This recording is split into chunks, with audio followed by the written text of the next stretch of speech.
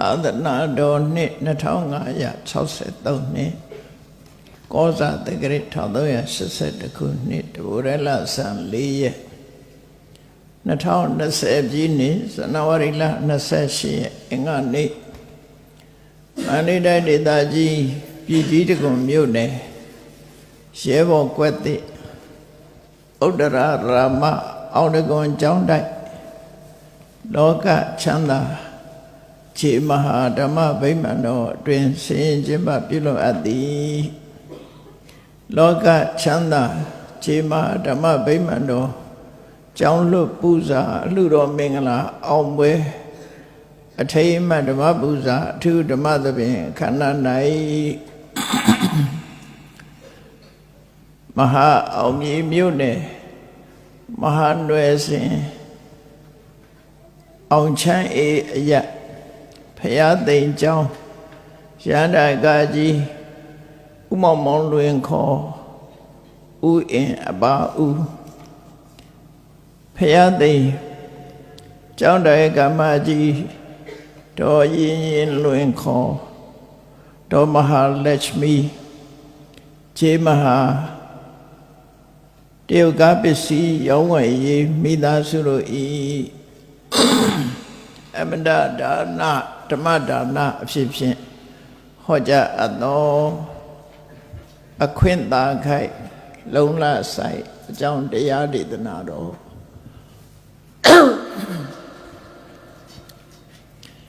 ဒီကနေ့ညဓမ္မသဘင်ခန္ဓာကိုရှေဘုန်းတော်တကယ်ရှင်တော်မြတ်ဖရာ၏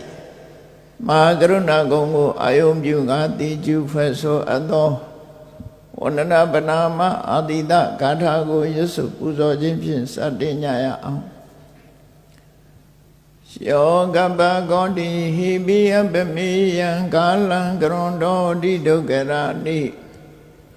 ခေရံကတောလောကဟိတယနာထောနမောမာကာရုဏိကတတတ္တ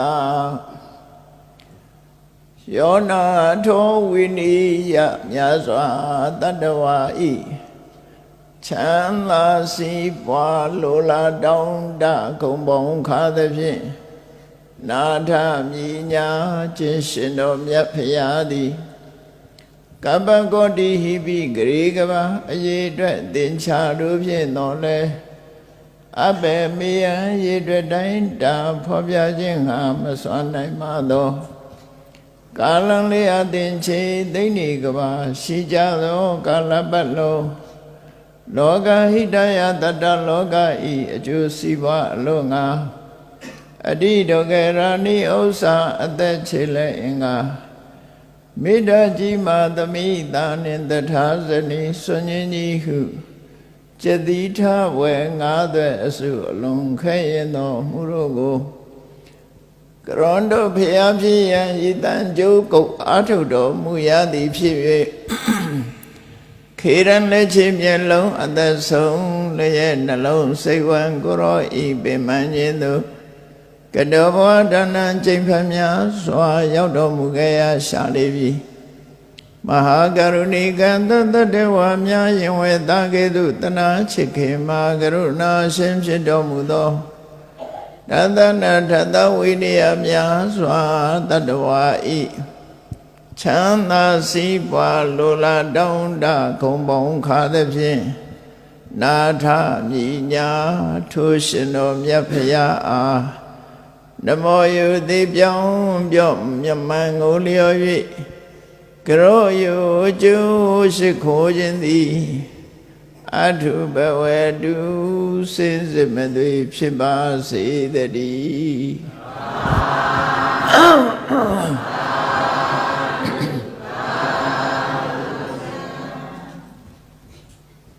အခွင့်တန်ခိုက်လုံလဆိုင်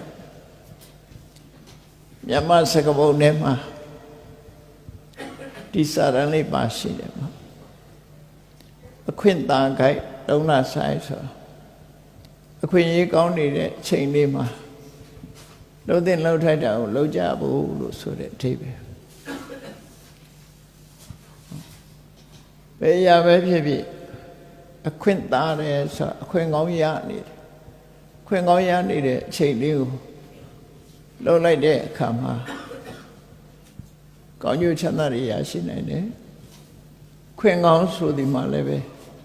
လူတွေရဲ့တဏ္ဍာမှာ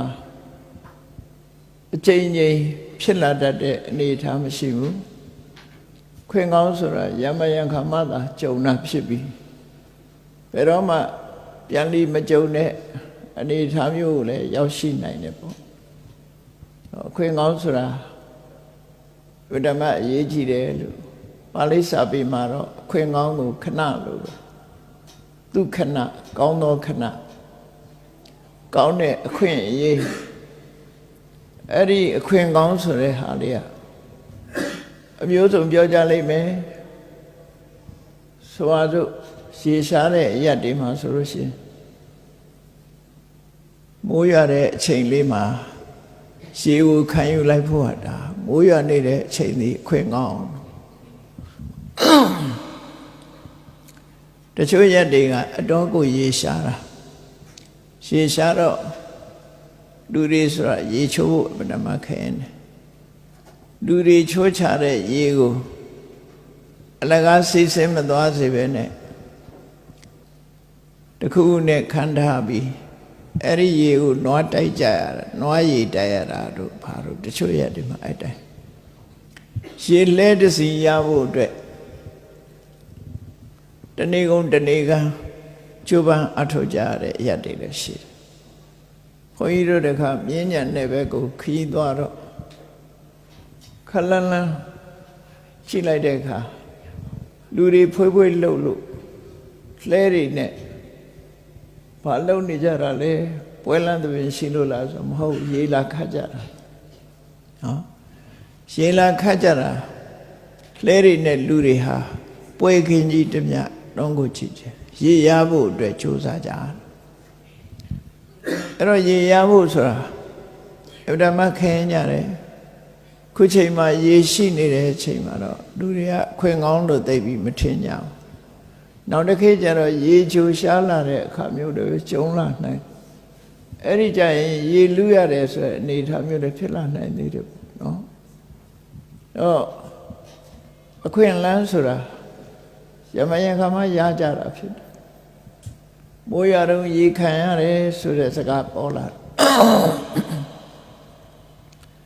တို့တူပဲနေပူတော့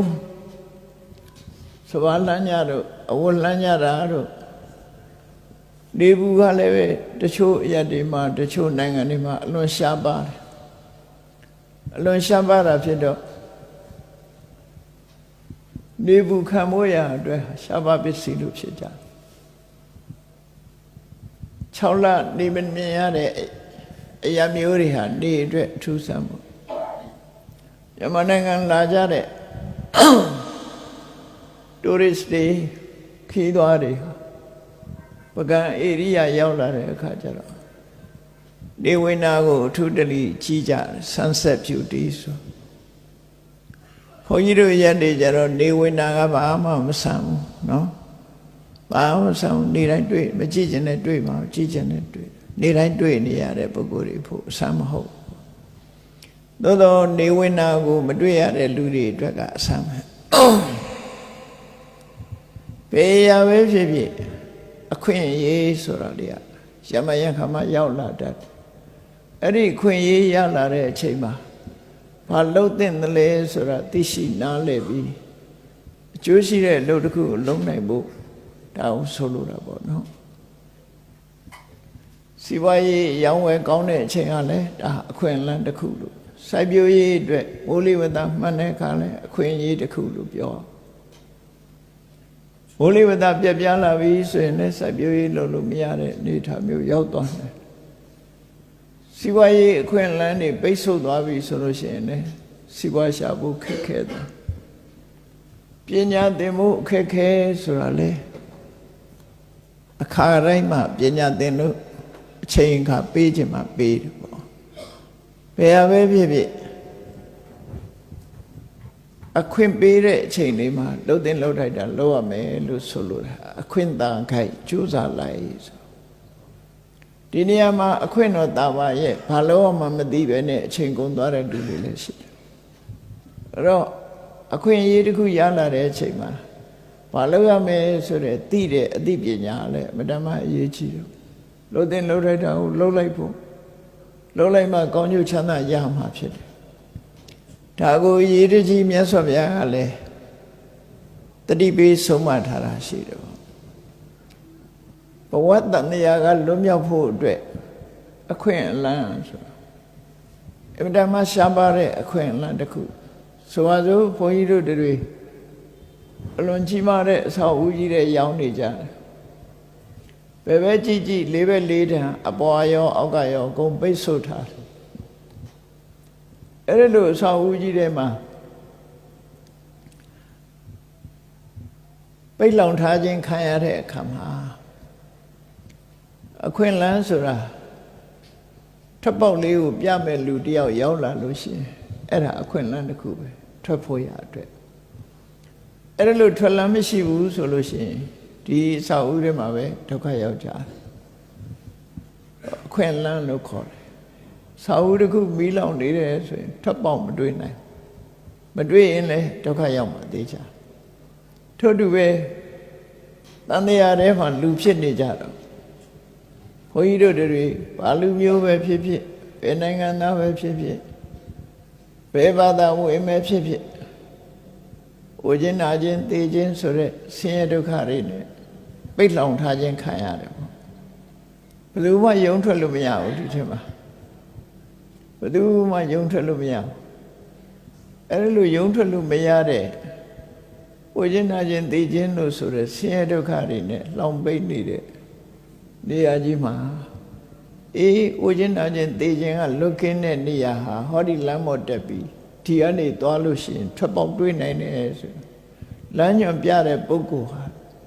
ပြတဲ့ပုဂ္ဂိုလ်ကပြလို့တကယ်လည်းထွက်ပေါက်ရသွားတယ်ဆိုအဲ့ဒါအခွင့်အလမ်းတစ်ခုအဲ့ဒီလိုအခွင့်အလမ်းပြတဲ့အခါမှာယုံကြည်သူမယုံကြည်သူနှမျိုးရှိတယ်မယုံတဲ့လူကမဖြစ်နိုင်ပါဘူးဆိုမလိုက်ဘူးဒါလည်းအခွင့်အလမ်းဆုံးရှုံးသွားခြင်းပဲအဲ့ဒီလို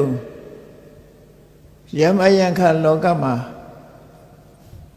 အလင်းရောက်ပေးနိုင်တဲ့ပုဂ္ဂိုလ်သူပုဂ္ဂိုလ်မြတ်တွေပေါ်လာလို့လူတွေကြုံတွေ့နေရတဲ့ဘဝဆက်ဝန်းကြီးတွေမှာထွက်ပေါက်ကိုတစ်ခါတစ်ခါဖော်ပြတာရှိတယ်အဲ့ဒီထွက်ပေါက်ပြလိုက်တဲ့အချိန်လေးမှာထိုထွက်ပေါက်ရှိတဲ့နေရာကိုရောက်ရှိအောင်သွားဖို့ဓမ္မအရေးကြီးတယ်အဲ့ဒါမျိုးကိုခွင့်လန်းလို့ခေါ်တယ်ဒီအခွင့်အရေးနဲ့ပတ်သက်ပြီးတော့လေဒီဆရာတော်ကြီးကတတိပေးဆုံးမထားတဲ့ကြပြလေးတွေမှာအဆုံးသတ်တွေရှိတယ်ခွင့်သာခိုက်မှမလိုက်ခြင်းလဲအမိုက်နဲ့ပြင်ရှိသေးလေလေခွင့်သာခိုက်မှမလိုက်ဘူးဆိုရင်မိုက်ထားကြမယ်ပေါ့ခွင့်သာဒုံမှမယုံခြင်းလဲအရှုံးနဲ့ပြင်ရှိသေးလေလေခွင့်သာတော့မယုံဘူးဆိုရင်ဒီအရှုံးကမင်းနဲ့ပို့ပြီးတော့ရှုံးတဲ့လူလောကမှာရှိမှာမဟုတ်ဘူးဘယ်ရပဲဖြစ်ဖြစ်ခွင့်သာတဲ့အချိန်အဲ့ဒါလို့တန်တရားဝကလွတ်ကင်းမှုအခွင့်သာတဲ့အချိန်ဆိုတာအလုံးကိုကြာညောင်းမှတွေ့ရတာစီးပွားရေးအခွင့်အလမ်းတွေဆိုတာတွေ့တတ်ပါရဲ့ပညာရေးအခွင့်အလမ်းတွေဆိုတာလည်းအလွယ်တကူနဲ့တွေ့ပါရဲ့စိုက်ပျိုးရေးအခွင့်အလမ်းရောင်ရည်ဝယ်တာအခွင့်အလမ်းဆိုတဲ့ကျန်တဲ့အခွင့်အလမ်းတွေကမကြာခဏကြုံတတ်ကြတယ်သို့တော့တန်တရားဝကလွတ်ဖို့လမ်းပြတယ်ဆိုတဲ့အလင်းရောင်ရတဲ့အခွင့်အရေးကတော့မတမရှာပါတယ်လို့ပြောဘာသာတိုင်းဘာသာတိုင်းဟာတန်တရားကလွတ်ကင်းဖို့လမ်းပြနိုင်စွာမရှိဘူးပြတော့ပြကြတယ်ဒီနိဋ္ဌာလို့ဆိုတဲ့ဘဝတစ်ခုအပြည့်သက်ဆိုတဲ့စကားလုံးမှာနိဋ္ဌာပြည့်စုံခြင်းတန်တရားဝကလွတ်ကင်းခြင်းလို့ဆိုတဲ့တနည်းအားဖြင့်ပြောမယ်ဆိုရင်ပါဠိဘာသာမှာမောက္ခတက္ကရာစကားနဲ့ပြောရင်မောက္ခလို့ခေါ်တယ်အဲ့ဒီမောက္ခမောက္ခဆိုတဲ့လွတ်မြောက်တယ်ဆိုတဲ့နေရာဆဲဒုက္ခတွေကလွတ်မြောက်သွားတယ်လို့သတ်မှတ်တာဘာသာတစ်ခုနဲ့တစ်ခုမတူကြဟိန္ဒူဘာသာအနေနဲ့မောက္ခဘာကိုသတ်မှတ်တယ်ဆိုရင် ဝိဇ္ဇာအဝိဇ္ဇာတမ္မပုံကစကွဲပြားတယ်အတိညာဆိုဒီမှာဝိဇ္ဇာလို့ခေါ်တဲ့အတိညာတို့တွေကိုသာဝရဖရာလို့ခေါ်တဲ့ပြမကြီးကဖန်ဆင်းတယ်လို့သိခြင်းဟာဝိဇ္ဇာမသိခြင်းကအဝိဇ္ဇာဒါသိ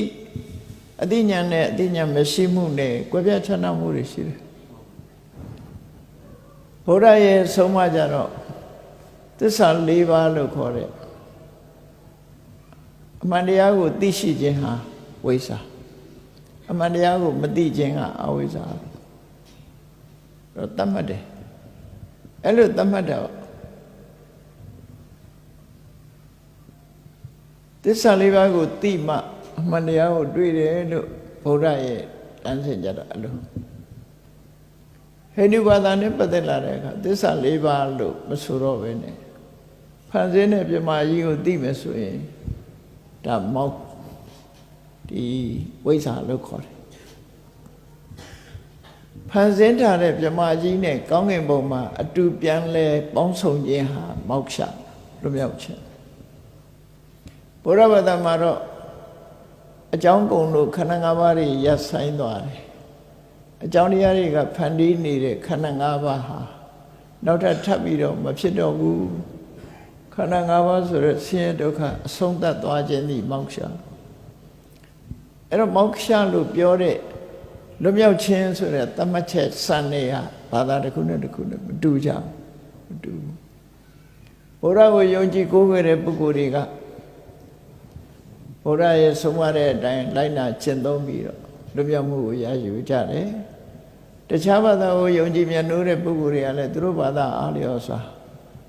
ဒီလိုက်နာကျင့်သုံးပြီးတော့လွတ်မြောက်မှုကိုရယူကြတယ်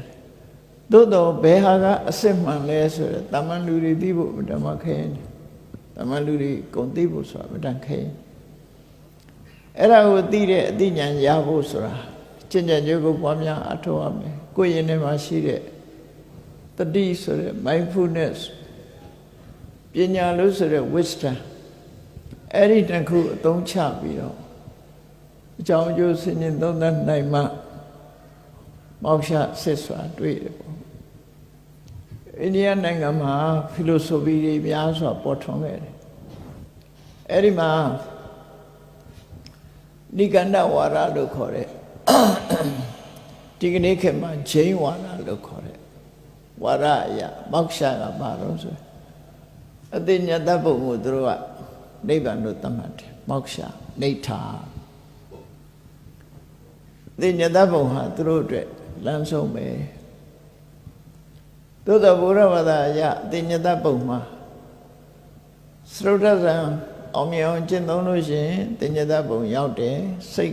တ်ကိုမုန်းတီးပြီးတော့သရုတ်ထဇံရလို့ရှိရင်တော့အတိညာတဘုံရောက်တယ်အဲ့ဒီအတိညာတဘုံရဲ့တက်တန်းကကဘာ900ပဲဖြစ်တယ်ကဘာ900ပြည့်သွားလို့ရှိရင်ပြန်လည်လာအောင်မှလို့အဆုံးသတ်လို့မတတ်မှတ်ဘူးပြန်ပြီးတော့ရောက်လာအောင်မယ်လို့ပဲဒီလိုသတ်မှတ်တယ်ထို့တူပဲစတိလလို့ခေါ်တဲ့စံကြထုံးတဲ့ယသိရိရဲ့မောက္ခကအာဘတ္တရပြမဘုံသူတို့ကသတ်မှတ်တယ်ဟိန္ဒူတွေကတော့ပြမဆိုတဲ့ခုနကဖန်ဆင်းရှင်ကိုလမ်းဆုံးပတ်နိုင်ဖြစ်သတ်မှတ်တယ်အဲ့တော့ဘာသာတရားတွေအတွေးခေါ်ယူဆမတူညီလို့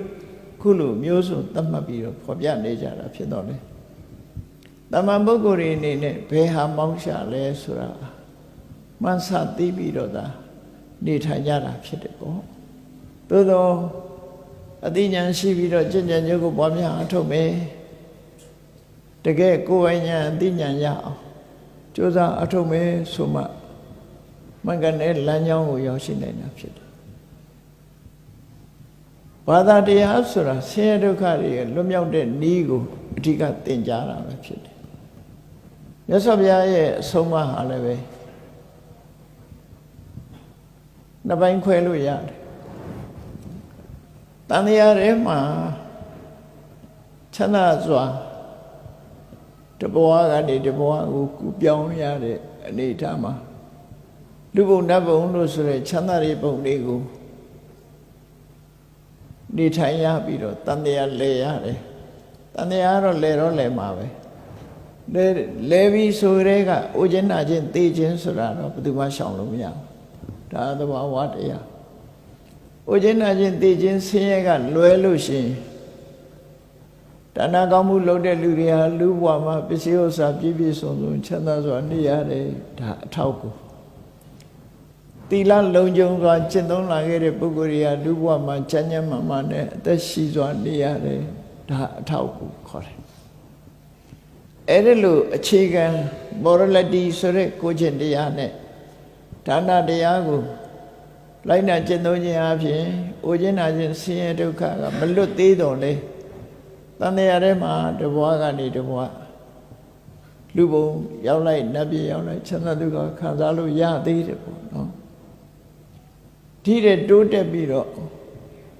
သမထကျင့်စဉ်ကိုကျင့်မယ်ဆိုလို့ရှိရင်တက်တန်းပို့ပြီးတော့ရှိတဲ့ဗြဟ္မဘုံကိုရောက်သွားနိုင်သေးတယ်သို့တော့ဒါဟာလည်းလမ်းဆုံးပန်းနိုင်မဟုတ်သေးဘူးပြန်ရောက်လာအောင်ပါပဲ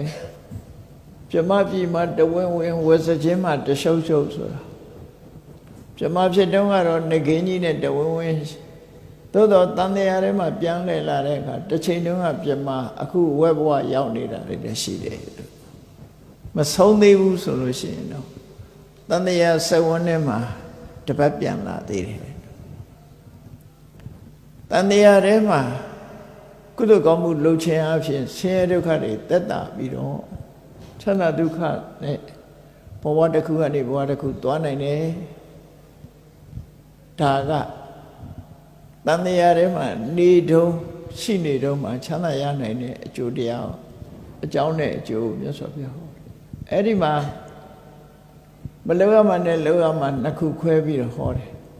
မလုပ်ရမှကအကုသိုလ်လုပ်ရမှကကုသိုလ်မလုပ်ရမှတွေလုပ်လို့ရှိရင်ငရဲတရိစ္ဆာန်ပြိတ္တာလို့ဆိုတဲ့အပေဘုံရောက်သွားတယ်ဘယ်ဘုံရောက်ရင်တော့ဆင်းရဲဒုက္ခကြီးစွာခံစားရမှာဖြစ်တယ်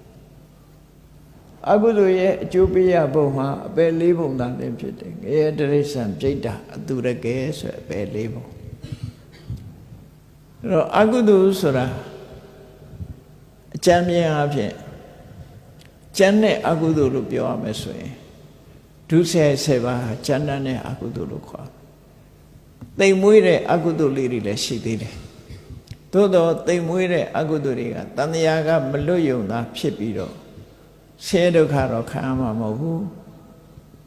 ငါးပါးသီလနဲ့ရှောင်တာဟာကျမ်းနဲ့အကုသိုလ်တွေကရှောင်ဖို့မြတ်စွာဘုရားဟောတာပဲဖြစ်တယ်ပေါ့နော်ဒုစရိုက်7ပါးကိုမကျူးလွန်မဲနဲ့ဒုစရိုက်7ပါးကရှောင်ကျင်မယ်ဆိုရင်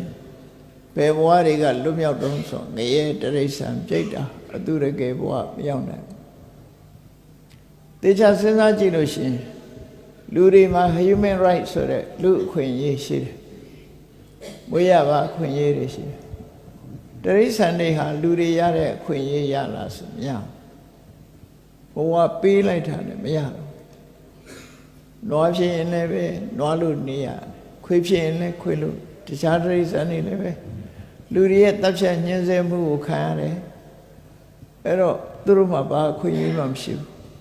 ဒါအကုသိုလ်အကျိုးပေးပြီဆိုရင်အဲ့လိုဘဝကိုရောက်ချာငရဲဆိုတာတော့မပြောနဲ့တော့အေးမေးကောင်းမေးလိုက်မယ်ငရဲဆိုတာရှိလားလို့ဆိုအကုသိုလ်တွေရှိနေအကုသိုလ်ခံရမယ့်နေရာဆိုတာရှိတယ်အဲ့ဒါလိုပဲတွေးတောပြီးတော့ကြည့်လိုက်ဒုစရိုက်လုပ်ငန်းလုပ်လို့ရှားစောမှုကျူးလွန်တဲ့ပုဂ္ဂိုလ်တွေနေတဲ့နေရာဆိုတာရှိတယ်လူဘဝတွေမှာလည်းနိုင်ငံတိုင်းမှာထောင်ဆိုတာရှိတယ်လေဘာလို့ရှိရတာတော့ဆိုသူတို့လုပ်တဲ့အလုပ်တွေကြောင့်မို့လို့ဒါရှိတာအဲ့တော့လူတွေမှာလည်းဇယိုက်ဆိုးတဲ့ပုဂ္ဂိုလ်တွေဟာကိုယ့်ရဲ့စိတ်ပိုက်စိတ်ရိုင်းလေးကိုအားလျော်စွာမကောင်းတာတွေကိုလုပ်လို့ရှိရင်တော့မကောင်းတဲ့လုပ်ရရဲ့တဘာဝကခံဒဏ်ခတ်တဲ့အပြစ်ဒဏ်တွေကိုခံရမှာပဲဖြစ်တယ် reaction ဆိုတဲ့သဘောတရားအရကိုလှုပ်တာကိုခံရတယ်ဆိုတဲ့သဘာဝကြတယ်သူကိုကတစ်ဖက်သားလူတယောက်ကို ဒုက္ခပေးလိုက်လို့ရှိရင်အဲ့ဒီလူခံစားရတဲ့ဒုက္ခမျိုးဟာကိုယ်စီရောက်လာဆိုတော့လူတယောက်ကိုကိုယ်ကဗန္ဓာတိပတ္တဒေါသအလျောက်တပ်ဖြတ်လိုက်တယ်ဆိုကိုယ်ဟာတပ်ဖြတ်ခြင်းကိုခံရလူတယောက်မျက်စိကန်းအောင်လုပ်လိုက်တယ်ကိုယ်ဟာမျက်စိကန်းရတဲ့အနေထားမျိုးရောက်သွားတစ်ဖက်သားရောက်သွားတဲ့ဒုက္ခမျိုးဟာကိုယ်စီပြန်ရောက်လာဘယ်သူကလှုပ်တာတော့လို့ဆိုကံကြမ္မာကနေလှုပ်တာ reaction ဆိုတဲ့တုံ့ပြန်ဥပမာမဲ့စဉ်းစားကြည့်ဝန်းလျှောတဲ့အစားအစာစားလို့ရှိရင်စားတော့ကတော့ကောင်းတယ်ရတာရှိတယ်သို့တော့ဝန်းလျှောတဲ့အစာစားမိလို့ရှိရင်အစာပိုက်ထဲရောက်သွားပြီးနောက်မကြခင်ဝန်းလျှောတယ်ဆိုဘယ်သူကလှုပ်တာတော့ကိုစားလိုက်တဲ့အစာ reaction ပဲနော်တုံ့ပြန်ပြီးတော့ဆောင်ရတာဘိုင်းနာတဲ့အစာစားမိရင်ဘိုင်းနာတယ်သွေးတက်တဲ့အစာစားမိရင်သွေးတက်တယ်သွေးတိုးတယ်စီးကျုတက်မဲ့အစာစားမိရင်စီးကျုတက်တယ်ဒါလူတိုင်းသိနေတဲ့ဟာတွေပဲအဲ့ဒီလိုပဲကံကြမ္မာကလည်းအဲ့ဒီသဘောအတိုင်းပဲလို့မှတ်ရအောင်စိတ်ကြတော့လူတိုင်းကသိပြီးမသိကြဘူးစိတ်နဲ့ပတ်သက်လာလို့ရှိရင်လည်း reaction တွေရှိတယ်ဆိုတာကိုတတိထားမှာဖြစ်တယ်ရုပ်ပိုင်းဆိုင်ရာ reaction တော့အလုံးကနားလည်ကြတယ်ပေါ့နော်အဲ့ဒါလို့ဖြစ်လာတာတွေကိုရသော်ဗျာပွင့်လာတဲ့အခါမကောင်းတာမလုံးနဲ့ဆိုရစို့ဆရာဝန်တွေညွှန်ကြားသလိုဒီစားမစားနဲ့ဒါဝန်းလျှောစေတဲ့ဒီစားရင်သွေးတက်မယ်ဒီစားရင်စီးကျိုတက်မယ်ဒီစားကြောက်ကနဲ့မတည့်ဘူးစသဖြင့်တကယ်စားလဲတကယ်ဒုက္ခရောက်တယ်ဆိုတာမှန်ကန်တဲ့လမ်းညွှန်မှုနဲ့ဆိုရင်ဒီလိုပဲဖြစ်တယ်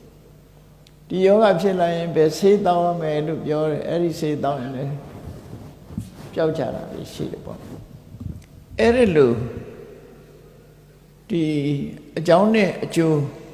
လောကမှာဖြစ်ပေါ်နေတာတွေကထင်ရှားရှိနေတာသိကြမြတ်စွာဘုရားကဟောတယ်ဆိုတာအဲ့ဒီအကြောင်းနဲ့အကျိုးကိုပဲဟောတာအဲ့ဒီအကြောင်းကလည်းသိတဲ့လူသာသိတာမသိတဲ့လူကမသိ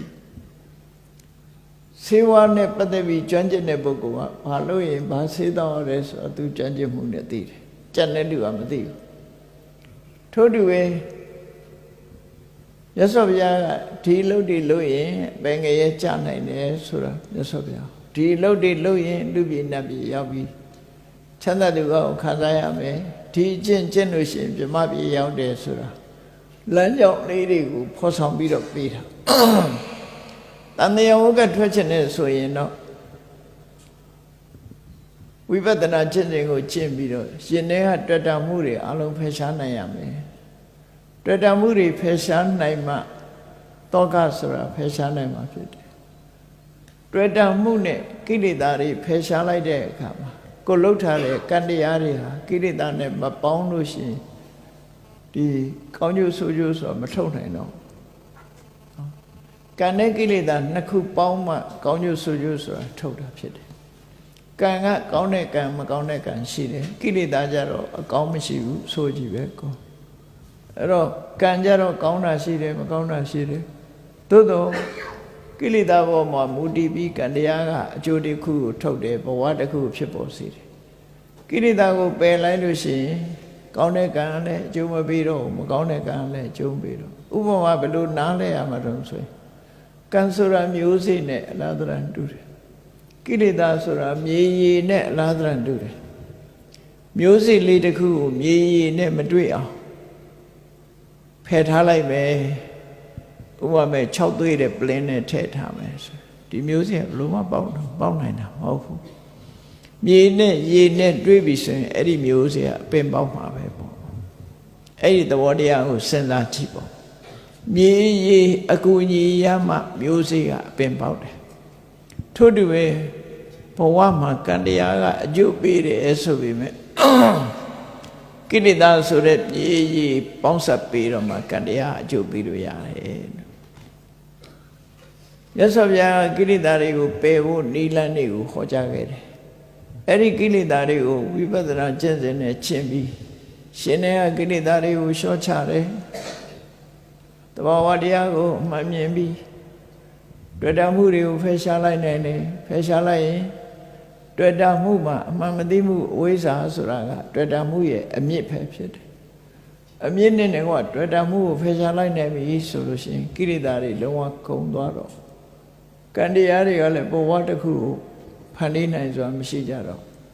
နောက်ဆုံးမှာမျိုးစေ့ကအပင်မပေါက်လို့ရှိရင်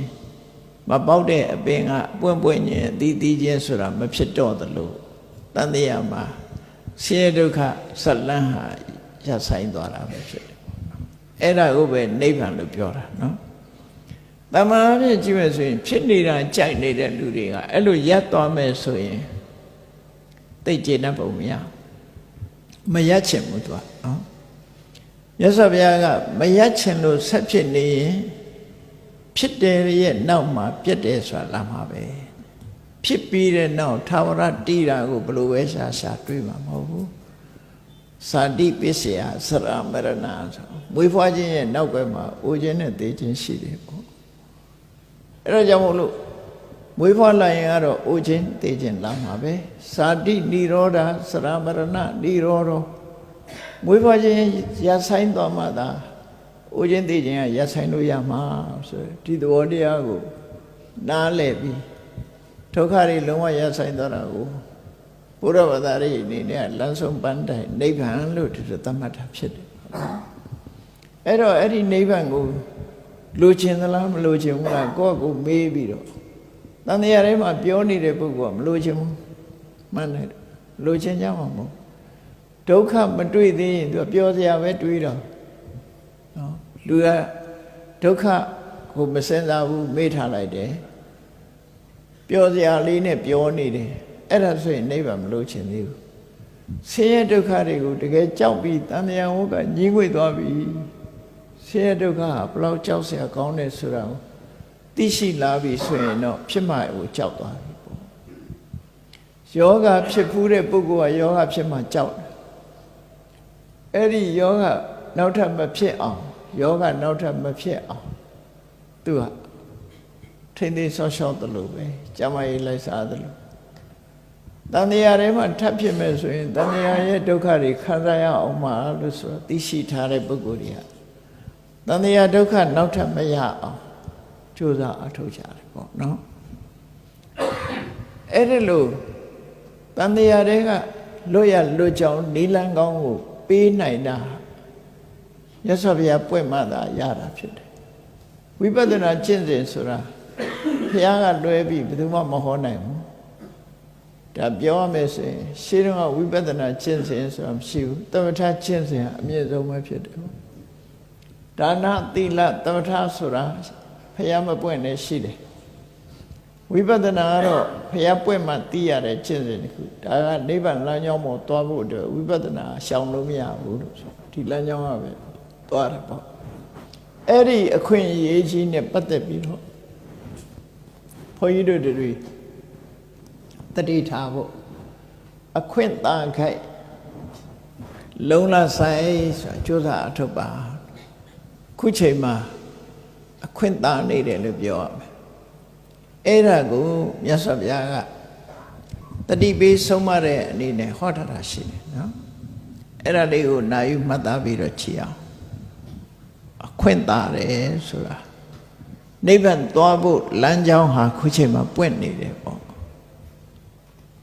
သွားလို့လေအချိန်လေးပေးထားတာပေါ့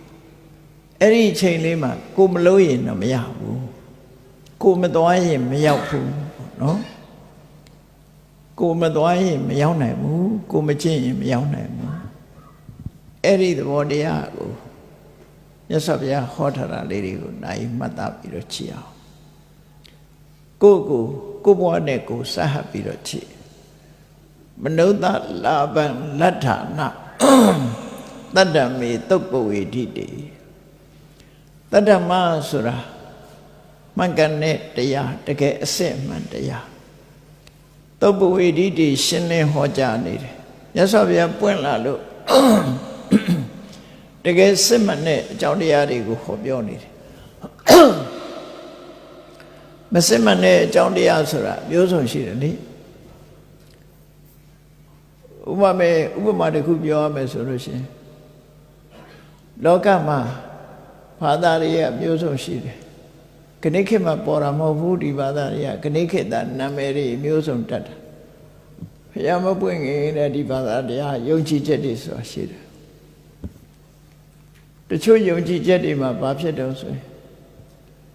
တရားဝါတွေရဲ့အသားနဲ့တတ်ပြီးတော့လေချောင်းသွေးနဲ့ရစ်ပူဇော်လို့ရှိရင်လူကျင်နာရနိုင်တယ်ဆိုတဲ့ဆုံးမသွန်သင်ချက်တွေရှိတယ်ပေါ့နော်သူများတဲ့တတ်ပြီးတော့ရစ်ပူဇော်တဲ့အလုပ်တွေဆိုတာဒီခုခေတ်မှာသာရှင်ကျေးတဲ့အတိုင်းဝိုင်းမှာတော့ရပ်ဆိုင်သွားတယ်လို့ဖြစ်တယ်သို့တော့ဒီအတွေးခေါ်ရရှိနေတော့မယ်တချို့ဆိုရင်တပ်ဖြတ်ပြီးရေပူဆိုတာခံရတာတယ်လူတပိုင်းမှာများစွာရှိခဲ့တယ်ပေါ့နော်အဲ့ဒါယုံကြည်လို့လုပ်နေကြတာပဲဖြစ်တယ်အဲ့တော့အဲ့ဒီလိုပြောတာဟာအမှန်တရားလားလို့ဆိုဘယ်ဟုတ်မှာတိုက်ဆိုင်သွားတဲ့အခါမှာလူတွေကထင်ကြတာထင်ကြတော့ကိုလို့လို့ဖြစ်တယ်လို့ထင်နေကြတယ်ဘယ်ရပဲဖြစ်ဖြစ်တခါတလေတိုက်ဆိုင်မှုတွေအဟုတ်လို့လူဖြစ်သွားတတ်တယ်တိုက်ဆိုင်မှုနဲ့ပဲသွားနေကြချဲရီထိုးတာတစ်ချိန်တော့ဗမာပြည်မှာချဲထိုးတယ်ဆိုတာနော်လူတွေဟာတော့လုံးကြအဲ့တော့ချဲပေးတဲ့ပုဂ္ဂိုလ်ဘယ်ပုဂ္ဂိုလ်ကဘယ်ကနန်းထိုးလိုက်ဆိုတော့ထိုးမတော်တဆပေါက်လာလို့ရှိရင်ဟာမှန်တယ်ဆိုပြီးတော့ဖြစ်တယ်နော်မှန်တယ်ဆိုတာကကျဲလောင်သွားပြီမမှန်ဘူးဆိုတဲ့လူတွေကကုတ်နေကြအဲ့တော့နေမြကိုယ်ကစဉ်းစားရမှာအကယ်၍သာအတက်ပေါက်မယ်လို့သိရင် तू က तू တိတ်ထိုးမှာပေါ့ဘယ်သူပြောမှာတော့ရှမ်းပြောလိုက်ပြီးတော့မှန်သွားတာကိုဟာတရားစွမ်းတယ်လို့လူတွေကထင်ကြဗျာတကယ်ကတော့တကယ်အစွမ်းမဟုတ်ဘူးเนาะအဲ့လိုပဲမျိုးစုံလောကမှာမမှန်မကန်တွေကိုအမှန်ကန်လို့ထင်ပြီးတော့ယုံကြည်ကြတာတွေများရှိတယ်မြတ်စွာဘုရားကတော့အဲ့လိုဟာမျိုးမဟုတ်ဘူးတတ္တမေတကယ်ကိုစစ်မှန်တဲ့တရားကိုသုတ်ပွေတိတွေဖျားပွင့်လို့ဟောကြားနေတဲ့အခါမှာမနုဿလဗ္ဗံလက်ဌာနလူဘဝကိုရရှိလာကြတယ်ဘုန်းကြီးတို့တွေခု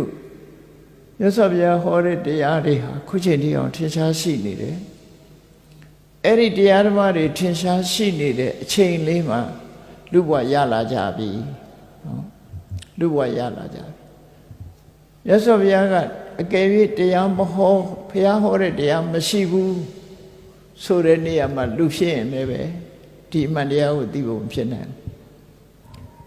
မြတ်စွာဘုရားဟောတဲ့အမှန်တရားတော့ရှိတယ်ကိုကလူမဖြစ်ဘူးဆိုရင်လည်းအခွင့်အရေးမရဘူးအဲ့တော့ဘုရားဟောတဲ့တရားတွေကလည်းရှိနေတယ်သိနိုင်ခွင့်ရှိတယ်ကိုယ်တိုင်ကလည်းပဲလူဘဝရနေတယ်ဆိုတော့ဒါအခွင့်ကောင်းလို့ပြောတာနော်ဒါဟာအခွင့်အရေးပဲလို့ဆိုလို့အဲ့ဒါကိုတတ္တမေသုတ်ပွေတိတိမြတ်စွာဘုရားကအမှန်တရားကိုဟောပြောထားတဲ့အချိန်လေးမှာမနုဿလဗ္ဗံလက်ဌာနလူဘဝကိုရရှိပြီးတော့ယေခဏနာရိကိစ္ဆန္တိအဲ့ဒါကိုအခွင့်ကောင်းလို့မသိကြဘူးတဲ့အခွင့်ကောင်းလို့မသိဘူးဒီအချိန်မှာတို့ဟာ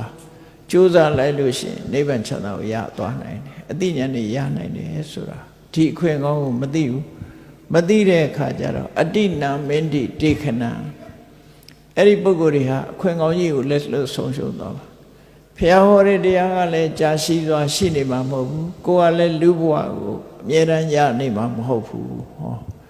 အခွင့်ဟာနှစ်ခုစလုံးစုံစည်းနေတဲ့အချိန်လေးမှာလှုပ်တဲ့လှုပ်လိုက်တာမလှုပ်လိုက်ဘူးဆိုလွှဲချော်သွားနိုင်တယ်ဒါပြောတာနော်လွှဲချော်သွားနိုင်တယ်ဘဟုဟိအခဏဝုဒ္ဓမက္ခတအန္တရာယေကမင်္ဂနဲ့လမ်းစဉ်ရဲ့အနှောင့်အယှက်ဖြစ်အခွင့်အရေးမရနိုင်တဲ့အခြေအနေတွေဟာလောကမှာအများကြီးပဲတဲ့အခွင့်မသာတာအဲ့တော့အခဏဆိုတာမင်္ဂနဲ့အခွင့်အလမ်းမဟုတ်ဘူးဆိုပါစို့လောကမှာဘုရားကပွင့်နေတယ်သစ္စာလေးပါးတရားကိုဟောနေတယ် ကိုကငရဲရောက်နေတယ်လို့လုံးနာနိုင်ဘူးနော်မဆုံဘူးကိုကဘုရားဟောတဲ့အချိန်မှာငရဲခံနေရဘုရားကတရားဟောနေတဲ့အချိန်မှာကိုကတိရစ္ဆာန်ဖြစ်နေတယ်အခွင့်အလမ်းလွတ်နေတယ်ဘုရားကတရားဟောနေတဲ့အချိန်မှာကိုကပြိတ္တာဘုံရောက်တယ်မြတ်စွာဘုရားကအမှန်တရားဟောတဲ့အခါမှာကိုကမကြားနိုင်တဲ့ရုပ်သာရှိတဲ့ပြမနာနာရှိတဲ့ပြမမျိုးဖြစ်နေတယ်ဘုရားတရားကိုကြားနာဖို့ခွင့်လန်းမရှိဘူးဟောဒါတွေကအခဏလို့ခေါ်တာနော်အခွင့်မသာတော့ဘူးမြတ်စွာဘုရားတရားဟောတဲ့အခါမှာတရားသာမကြားရတဲ့ချောင်းကျူးချောင်းကြားတောအုံ6ချားမှာလူရိုင်းမျိုးတဲ့ကိုသွားဖြစ်နေတယ်ဟောခွင့်ရမရဘူးမြတ်စွာဘုရားတရားဟောနေတဲ့အချိန်မှာကိုဟာဆွမ်းအာနာမကြခုခေတ်ဆိုရင်အော်တစ်ဆင်တို့ဘာတို့နော်ဆွမ်းအာနာမကြပုဂ္ဂိုလ်မျိုးဖြစ်နေတယ်ခွင့်လည်းမရဘူးမြတ်စွာဘုရားတရားဟောနေတဲ့အချိန်မှာကိုဟာမယုံကြည်တဲ့ပုဂ္ဂိုလ်ဖြစ်မယုံကြည်ခြင်းဟာလည်းပဲခဏတစ်ခုဆုံးရှုံးခြင်းပဲဖြစ်တယ်ဒါလည်းအခွင့်အလမ်းတစ်ခုဆုံးရှုံးပြပြနေခြင်းပဲမြတ်စွာဘုရားတရားဟောနေတဲ့အချိန်မှာဒီကိုဟာအခုလိုမမမကန်တဲ့နေရာမျိုးတွေတရားကိုနားလည်နိုင်စွာမရှိတဲ့အရာမျိုးတွေဖြစ်နေလို့ရှိရင်ဒါအခွင့်အရေးတွေလက်လွတ်ဆုံးရှုံးနေတယ်လို့ပြောဖြစ်တယ်နော်အခုလိုကြောင်းကြီးတွေဆောက်လုပ်ပြီးတော့လှူဒန်းနိုင်တဲ့ကုသိုလ်မျိုးဟာတရိစ္ဆာန်တွေကောင်ကလုံနိုင်တာမဟုတ်ဘူးလေငရဲရောက်တဲ့ပုဂ္ဂိုလ်တွေကလုံနိုင်တာမဟုတ်ဘူးလေနောက်ဒီလိုယုံကြည်ချက်မရှိဘူးဆိုရင်လည်းဒီလိုလှူမျိုးလှူနိုင်မှာမဟုတ်ဘူးအခုတော့အခွင့်ကောင်းလို့ကိုဟာဒီကုသိုလ်ကောင်းမှုကြီးကိုရလိုက်ပြီဒါကိုပြောတာအခွင့်အလမ်းဆိုတာနော်အဲ့ဒီအခွင့်အလမ်းရလို့ကုသိုလ်ကောင်းမှုလုံးမိလိုက်ပြီဆိုရင်ဒီလိုဆောက်ဦးမျိုးတစ်ခုကိုဆောက်လို့လှူဒန်းလိုက်ရတဲ့ပုဂ္ဂိုလ်တွေအနေနဲ့ကတော့ကိုလှုပ်ထားတဲ့အလုတ်ကသာသနာတော်နဲ့တန်ဃာတော်တွေကိုရည်စူးပြီးတော့မြတ်စွာဘုရားကိုပူဇော်လှူဒန်းထားတယ်ဒီလိုဆောင်းဦးကြီးလှူထားတာကိုယ့်ရင်ထဲမှာဖြစ်ပေါ်လာတဲ့စေရနာတွေဒီပီတိတွေဟာလူချမ်းသာကိုလည်းပေးနိုင်တယ်နတ်ချမ်းသာကိုလည်းပေးနိုင်တယ်နောက်ဆုံးနိဗ္ဗာန်ချမ်းသာမိမိကဥတည်ချက်ထားလိုက်မယ်ဆိုနိဗ္ဗာန်ထီအောင်ပို့ပေးနိုင်တယ်အကြောင်းတွေအထောက်ပံ့တွေကိုယ့်ရင်ထဲမှာဖြစ်သွားပြီဒီလိုဆိုလို့တယ်ပေါ့အခြေခံအကြောင်းတွေကိုယ်မှရသွားပြီဒါအခွင့်ကောင်းလို့ပြောတာလူကတော့လူကျင်တဲ့စိတ်ရှိတယ်ငွေကြေးတဏမပြည့်စုံလှူနိုင်မြန်ငွေကြေးတဏတော့ပြည့်စုံတယ်လှူကျင်တဲ့စိတ်မရှိဘူးမလှူနိုင်မြန်နော်ငွေကြေးတဏလည်းပြည့်စုံတယ်လှူလည်းလှူကျင်တယ်လှူစရာနေရာမရှိဘူးမလုံးနိုင်မြန်အခွင့်အလမ်းဆိုတာအကြောင်းတွေအလုံးစုံစည်းသွားခြင်းကိုပြောတာအဲ့ဒါလို့အကြောင်းတွေစုံစည်းသွားတဲ့အချိန်တွေမှာကိုလုံးလိုက်ပြီဆိုရင်တော့ကောင်းတဲ့အကျိုးရရှိဖို့ရသေချာပေါက်ဖြစ်သွားပြီတဲ့ဒါကြောင့်လောကမှာအခွင့်အလမ်းဆိုတာမတမနေတယ်တဲ့ကရာစိကရဟစိလောကေဥပ္ပစ္စန္တိတထဂတာမှန်ကန်တဲ့လမ်းကြောင်းကိုညွှန်ပြနိုင်တဲ့ပုဂ္ဂိုလ်သူမြတ်ဖျားဆိုတာဟာယမယံခမသာလောကမှာပေါ်လာတတ်တာတဲ့မြေရန်ပေါ်နေမှာမဟုတ်ဘူးဒီလိုဆိုလို့တယ်ကိုယ်နဲ့ဆုံစည်းမိဖို့အမတမခဲနေအဲ့ဒါကိုတတိပိစကားပြောတယ်တယိတံတမုခိပုတ္တံယံလောကသမိန်သူထုံလပါတမန်ခွင့်ရေးတွေကကြုံကြိုက်နိုင်တော်လဲပဲအခုလို့မြတ်စွာဘုရားရဲ့နဲ့တရားဓမ္မကိုကြားနာခွင့်ရတယ်ဆိုတဲ့ဒီအခွင့်အရေးဟာအတော်ကိုကြုံမှုခက်တဲ့အခွင့်အရေးတစ်ခုပါတဲ့အဲ့ဒါဟာခုချိန်မှာဒီအခွင့်အရေးကြီးကိုမျက်မှောက်ထင်ရှားကြုံတွေ့နေကြရပြီမြန်မာနိုင်ငံလူတွေကြည့်လိုက်မယ်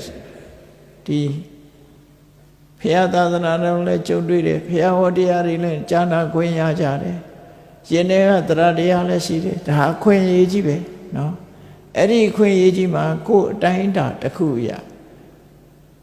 အခွင့်ကောင်းကိုအသုံးချလိုက်မယ်ဆိုလို့ရှိရင်ကုသိုလ်ကောင်းမှုတွေဟာရရှိသွားမှာပဲဖြစ်တယ် ရှင်ထဲမှာကုသိုလ်ကောင်းမှုတွေအများကြီးရတယ်ဒီလိုကြောင်းကြီးမဆောက်နိုင်လို့တို့ကကြောင်းဆောက်တဲ့အခွင့်အရေးမရဘူးလို့ဒီလိုပြောလို့မရဘူးအဆောက်အဦတစ်ခုတမန်အဆောက်အဦတစ်ခုဆောက်လို့ရင်လည်းကြောင်းဆောက်တဲ့အလှလူမျိုးပဲအဲ့ဒီလိုကိုတက်ထိုင်တဲ့အတိုင်းအတာကနေပြီးတော့ကုသိုလ်ကောင်းမှုတွေဒါနကောင်းမှုလုပ်လို့ရတယ်သီလဆောက်တည်လို့ရတယ်ကမ္မထာဘာဝနာပွားများအထုလို့ရတယ်ဆိုရယ်အခွင့်အလမ်းတွေရှိနေတယ်ဒါကြောင့်အဲ့ဒါကိုရည်ညွှန်းပြီးတော့မနုဿပฏิလာဘောစာလူဘဝရနေကြပြီတတ္တမတ္တသဒေသနာ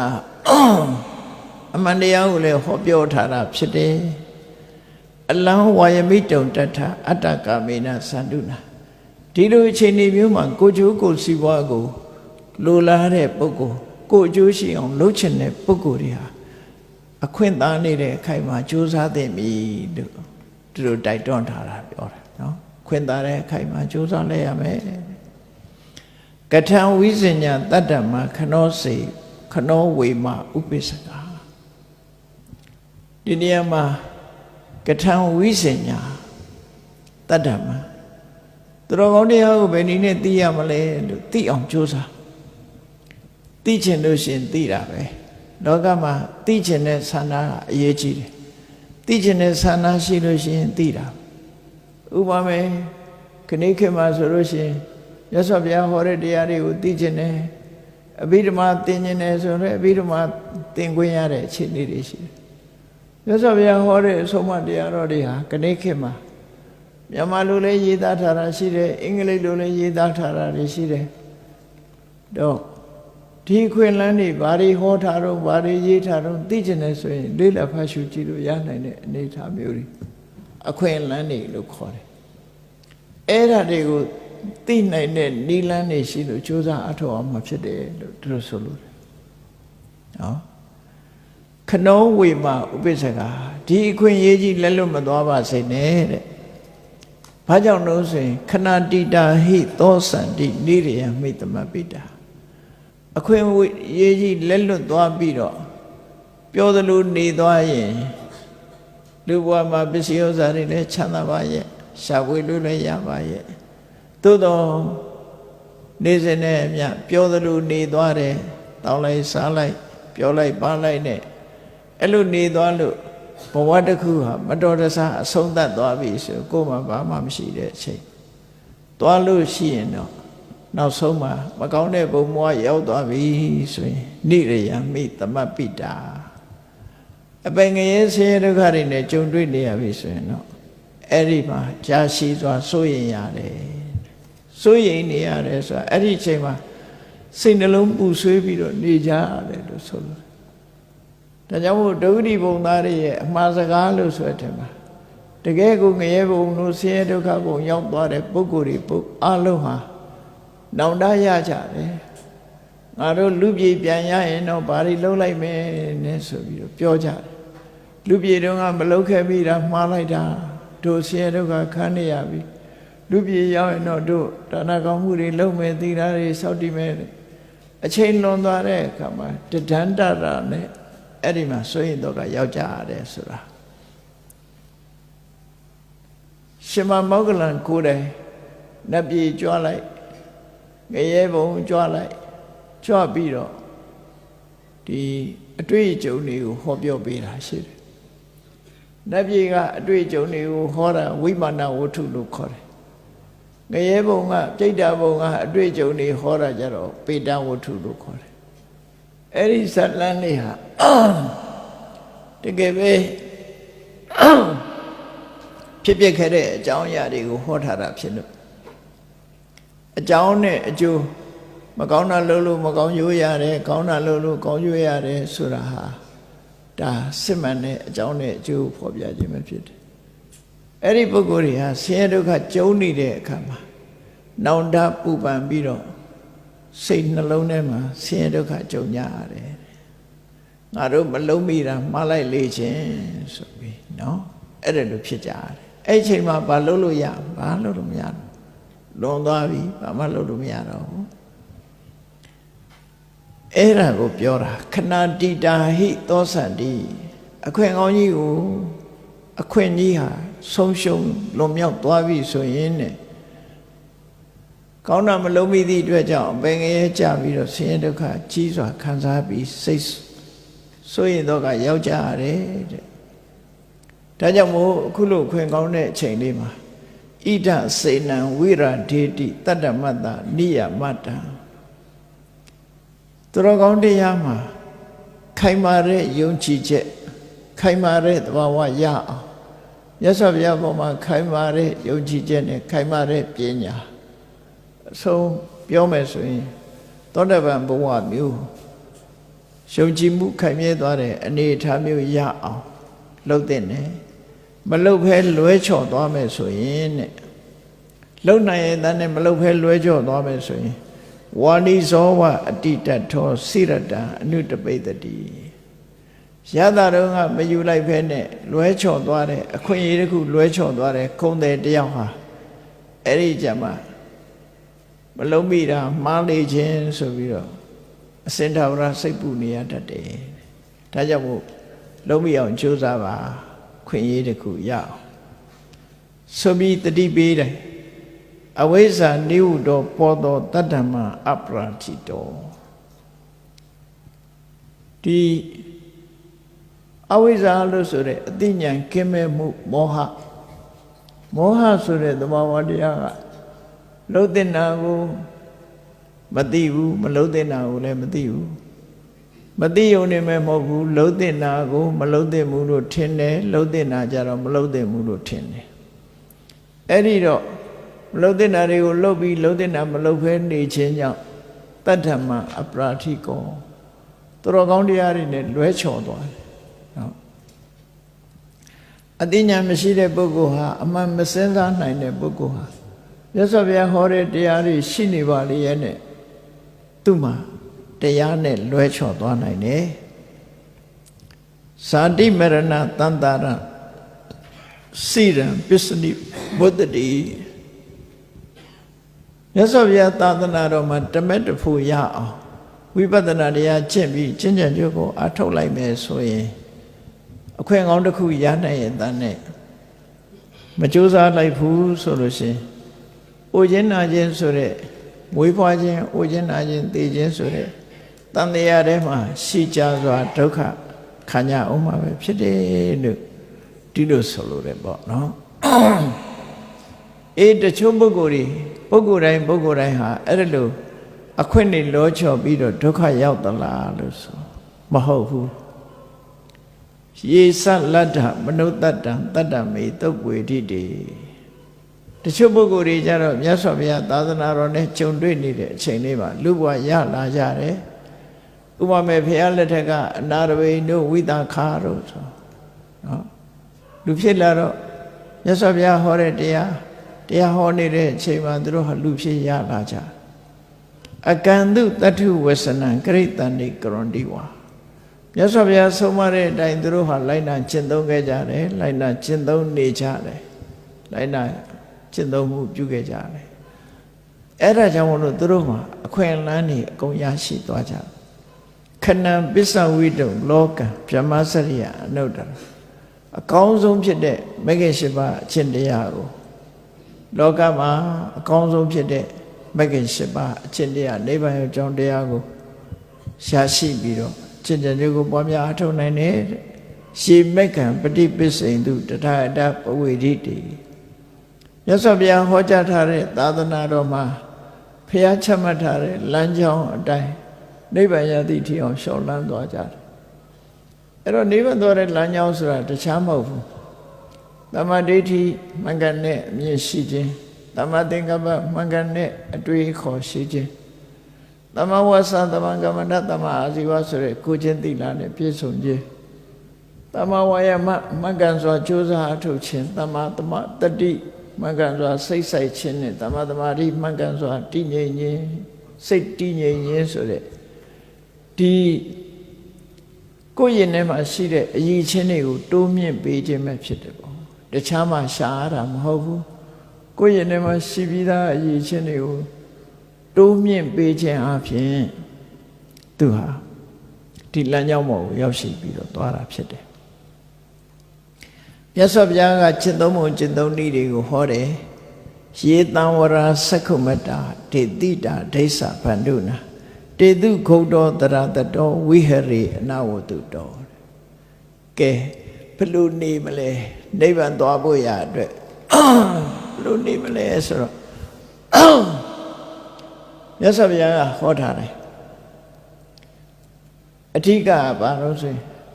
ဘုန်းကြီးတို့တွေမျက်စိနှလုံးဖွင့်လိုက်တာနဲ့မြင်စရာအာယုန်တွေကိုမြင်လိုက်မယ်နော်မြင်စရာအာယုန်မြင်တဲ့အခါမှာကိုကြိုက်တာမြင်လောဘဖြစ်တယ်ကိုမကြိုက်တာမြင်ဒေါသဖြစ်တယ်နားကအတန်ကြားလိုက်ရင်လည်းကြားတဲ့အတန်ပေါ်မှာကြိုက်တာဆိုလောဘမကြိုက်တာဆိုဒေါသနှာခေါင်းကရတဲ့အနတ်လျှာကစားရတဲ့အရာသာခန္ဓာကိုယ်ကထိတွေ့ရတဲ့အထိတွေ့ဆိုတဲ့အာယုန်တွေပေါ်မှာလည်းကြိုက်မကြိုက်မှလောဘဒေါသဖြစ်ကြတယ်စိတ်ကူးကြံစည်တဲ့အခါမှာလည်းပဲလောဘဒေါသတွေဖြစ်ကြတယ်အဲ့ဒီမျက်စိနာနာလျှာကာယလူတိုင်းမှာမျက်စိပါလို့ပြမအာယုန်တွေတွေ့ရတယ်မြင်ရတယ်နားပါလို့အသံတွေကြားရတယ်အဲ့ဒီလိုအာယုန်နဲ့စိတ်ဆုံလိုက်တဲ့အချိန်လေးမှာဘာတွေဖြစ်တုံးဆိုမထိမ့်သိမ့်မှုဆိုရင်လောဘဖြစ်လိုက်ဒေါသဖြစ်လိုက်ကိုယ့်ကိုယ်စဉ်းစားကြည့်နော်လောဘဖြစ်လိုက်ဒေါသဖြစ်လိုက်အမှန်မသိဘူးဆိုရင်မောဟဖြစ်လိုက်ဘာမှမသိလိုက်ဘူးဆိုရင်လည်းမောဟဖြစ်လိုက်လောဘဖြစ်လိုက်ဒေါသဖြစ်လိုက်ဆိုတာကိုယ်မှာတတိကင်းမဲ့နေတယ်ဆိုတဲ့အဓိပ္ပာယ်ရောက်တယ်ပေါ့အဲ့ဒီအချိန်မှာမြင်လိုက်တဲ့အစင်းအာယုံပေါ်မှာလောဘမဖြစ်အောင်ဘာနဲ့စောင့်ကြရမလဲဆိုတတိနဲ့စောင့်ကြရ mindfulness လို့ခေါ်တယ်တတိအာယုံစူးစိုက်နေမယ်လောဘဖြစ်မယ်ဆိုရင်ဟောငါလောဘဖြစ်ပြီဒေါသဖြစ်မယ်ဆိုရင်ငါဒေါသဖြစ်ပြီလောဘဒေါသငါမဖြစ်အောင်ထိမ့်မယ်ဆိုတဲ့တတိကလေးအဲ့ဒီနေရာမှာလိုအပ်လာတယ်ဒါကြောင့်မို့လို့ဘုရားဘာသာမဟုတ်တဲ့နိုင်ငံတွေကတော့မှအခု mindfulness လေ့ကျင့်ခန်းဆိုတာလုပ်နေတယ်နော် mindfulness လေ့ကျင့်ခန်းဆိုတာကိုယ်စိတ်လေးကဘာတွေဖြစ်နေတယ်လဲဆိုတာကိုယ့်ကိုယ်စောင့်ကြည့်ရအဲ့ဒါကိုဟောတာမြတ်စွာဘုရားနော်ကိုယ့်ကိုယ်စောင့်ကြည့်တဲ့အလုပ်ကိုလုပ်တာကမ္မဋ္ဌာန်းထိုင်တယ်လို့ခေါ်တာပဲကိုယ့်ကိုယ်စောင့်ကြည့်နေရမယ်မြင်တဲ့အာယုံပေါ်မှာငါကြိုက်ရင်လောဘဖြစ်သလားမကြိုက်ရင်ဒေါသဖြစ်သလားကြားရတဲ့အတန်ပေါ်မှာငါကြိုက်ရင်လောဘဖြစ်သလားမကြိုက်ရင်ဒေါသဖြစ်သလားအဲ့ဒီအကုသိုလ်တွေဖြစ်သလားဆိုတာကိုသိအောင်စောင့်ကြည့်စောင့်ကြည့်နေတာဟာတတိလို့ခေါ်တယ်စောင့်ကြည့်လို့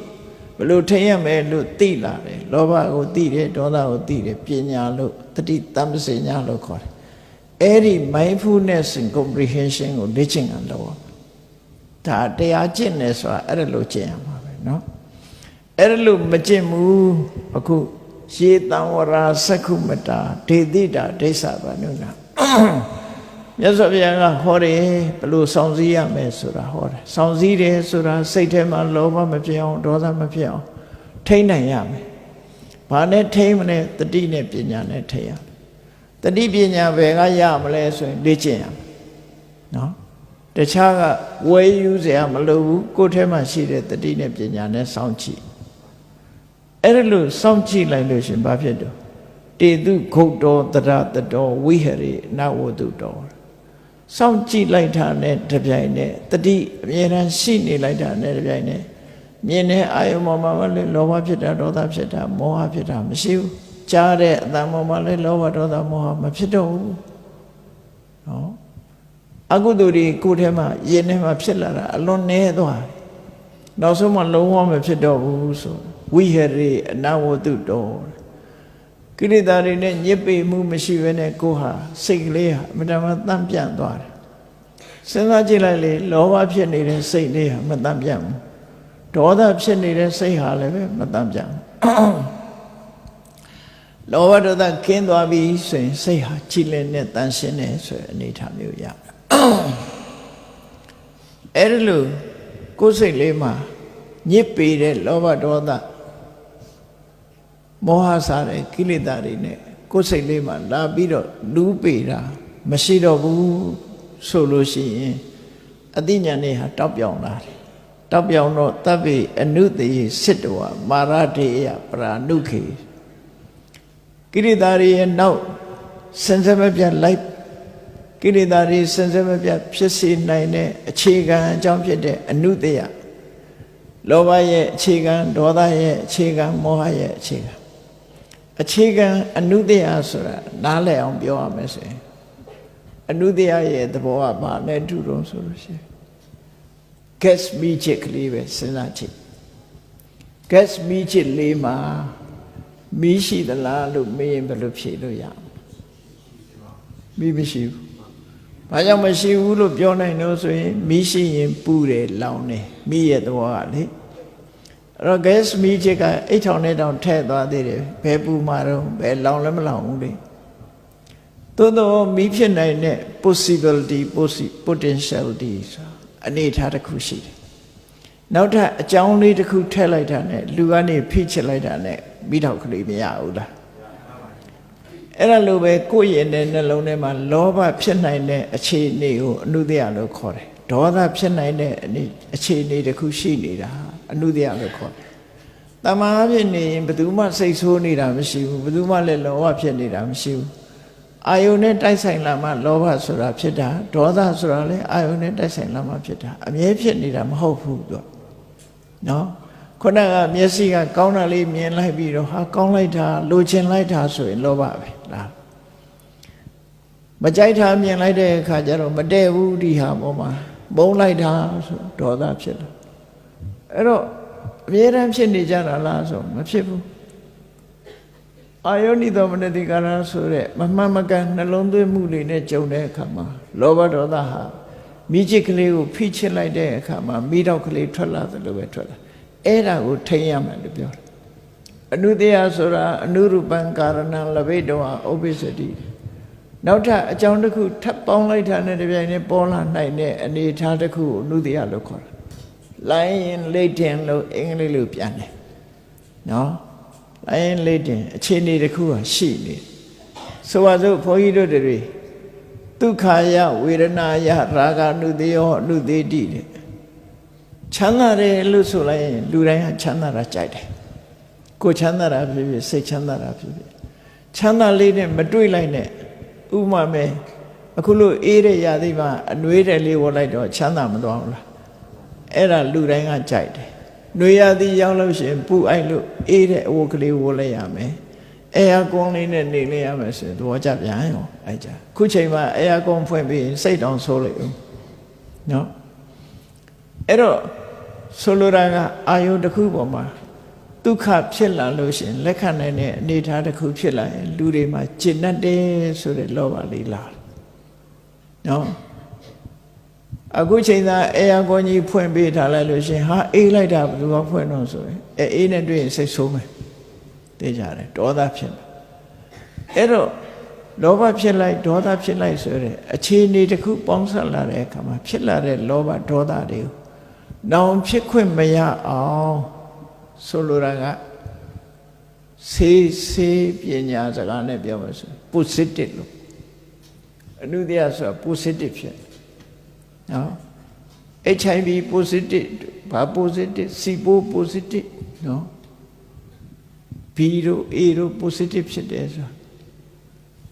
သူက activate မဖြစ်သေးရင် positive အဲ့တော့လူရဲ့ခန္ဓာကိုယ်ထဲမှာဘုန်းကြီးတို့တွေမှာ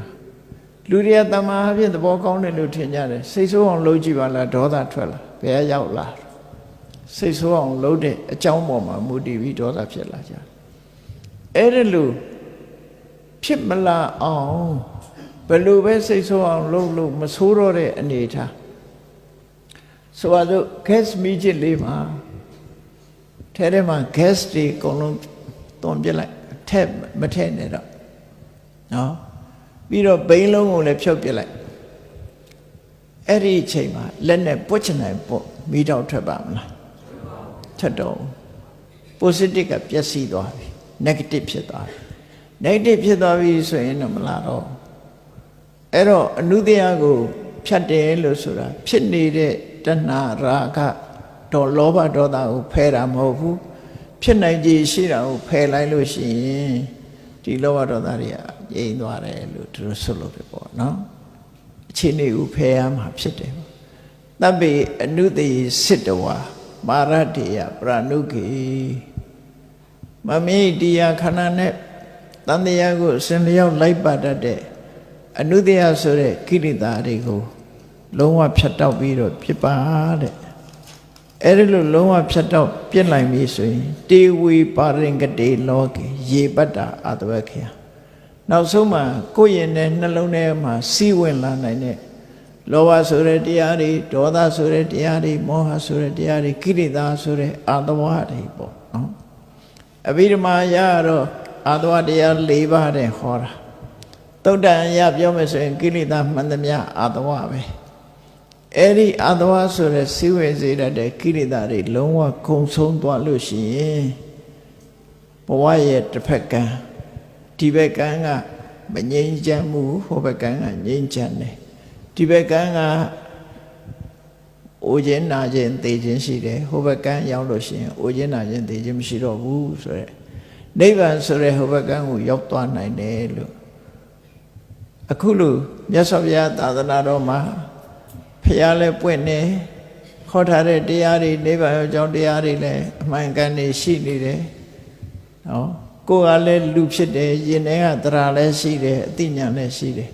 ဘာလို့တော့လှုပ်ဖို့ပဲလိုတယ်လို့ဆိုလိုတယ်နော်လှုပ်ဖို့တခုတည်းပဲလိုတယ်မိချစ်ဖူးလေးအိတ်ထောင်နဲ့ထည့်ထားတယ်မီးလို့ချင်းဘာလို့သေးတော့နောက်ထပ်ဖိပြီးချစ်ဖို့တခုလိုနေသေးတယ်အဲ့ဒီအနေထားမျိုးကိုရောက်နေပြီမြတ်စွာဘုရားသာသနာတော်နဲ့လည်းဂျုံတဲ့တရားဓမ္မတွေဤစနစ်တွေလည်းရှိတယ်ကိုယ်လည်းလူဖြစ်တယ်အသိဉာဏ်ရှိတဲ့ပုဂ္ဂိုလ်လည်းဖြစ်တယ်နောက်ဆုံးဘာလို့တော့ဆိုကြိုးစားအထောက်ဖို့တခုတည်းပဲလိုတော့တယ်လို့အဲ့ဒီအနေထားမျိုးကိုရည်ညွှန်းပြီးတော့အခွင့်သာခိုက်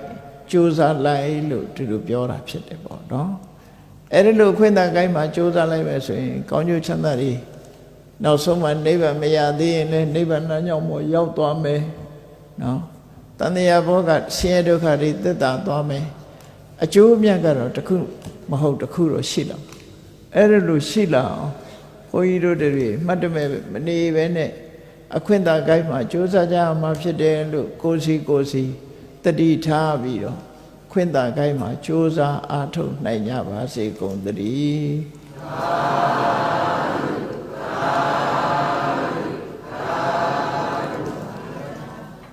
မေတ္တာပို့ရအောင်တတ္တဝါများစွာဖေးရန်กว่าချမ်းသာကြပါစေမေတ္တာရေချမ်းသုံးငါဖြံငြိမ်းချမ်းကြပါစေမေတ္တာရေချမ်းသုံးငါဖြံငြိမ်းချမ်းကြပါစေသက်ရှိချမ်းမာစိတ်ချမ်းသာလူရဆန္ဒပြည့်ပါစေ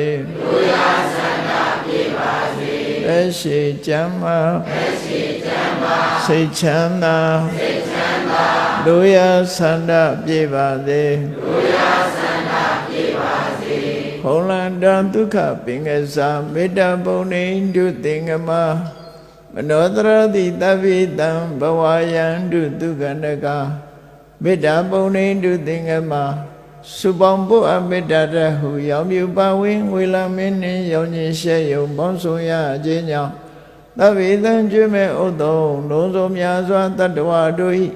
မနောတရတိမြင်မြန်ဖြူစင်အေးကြည်လင်းသည့်ရေစဉ်ပြည့်တင်းစိတ်နှလုံးတည်ဟုသောရေအိုင်ကြီးအတွင်၌ဒုက္ခပင်အစာစင်ထောရအိမြจิตာတာယာပွင့်လန်းချမ်းသာဒုက္ခတည်ဟုသောကုမုဒ္ဒရာကြာပန်တို့သည်ဖုံးလန္တဝန္တာရွှေမြူဝမုံလူလျက်ကြည်နူးပွဲကြုံဖူးပွေးညကုန်သည်ဖြစ်၍ဒုက္ခနကလေအောင်လေးတဲ့ရောရှက်သင်ပြန်ပိဋိတိဟုသောယနံတို့သည်ဘဝယံတုကောင်းစွာမဲ့သွေကြိုင်လိုက်၍နေကြပါစေကုန်သတည်း